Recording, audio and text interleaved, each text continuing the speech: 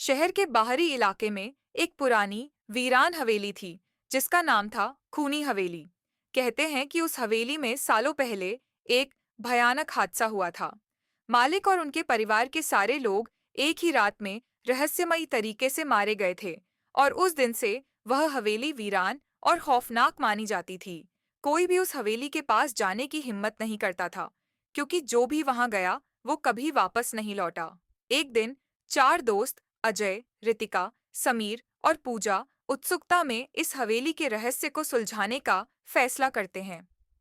रात के वक्त जब चांदनी अपने चरम पर होती है, वे चारों हवेली के दरवाजे पर पहुंचते हैं। हवेली की हालत जर्जर हो चुकी थी। दीवारों पर काई और खून जैसे धब्बे थे।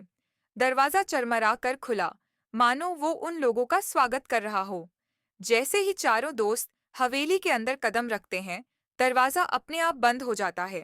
अजय ने कहा, डरने की जरूरत नहीं है, हम सब साथ हैं। वे टॉर्च जलाते हुए आगे बढ़ने लगते हैं। हवेली के अंदर सन्नाटा था और हर कोने से अजीब अजीब आवाजें आ रही थीं। लग रहा था कि कोई उन पर निगाहें जमाए बैठा है। पूजा की नजर एक पुरानी टूटी हुई तस्वीर पर जाती है। उस तस्वीर में एक औरत और उसका बेटा दिखाई दे रहे थे।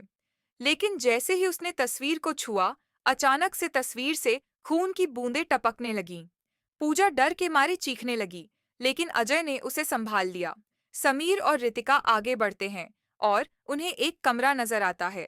कमरे के अंदर एक पुराना झूला हिलता हुआ दिखाई देता है, जैसे कोई अदृश्य शक्ति उसे झुला रही हो।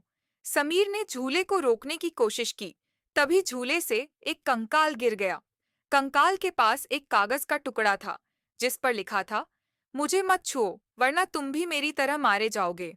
चारों दोस्त अब खौफ में आ चुके थे, लेकिन उनके पास वापस जाने का रास्ता भी बंद था। अचानक हवेली के सभी दरवाजे अपने आप खुलते बंद होते हुए एक गूंज पैदा करने लगे। चारों दोस्त घबराकर दौड़ने लगे। जैसे ही वे एक गलियारे में पहुंचे, वहां एक औरत का भूत नजर आया। वह सफेद साड़ी में थी।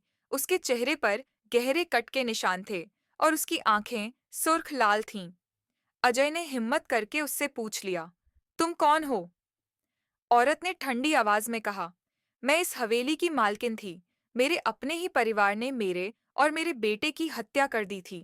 तब से हम दोनों की आत्माएं इस हवेली में कैद हैं, और जो भी यहाँ आता है, हम उसे अपने साथ ले जाते हैं। इतना कहते ही चारों की आंखों के सामने अंधेरा छा गया। कुछ देर बाद, जब गांव के लोग उन दोस्तों को ढूंढने आए, तो उन्हें किसी का भी पता नहीं चला।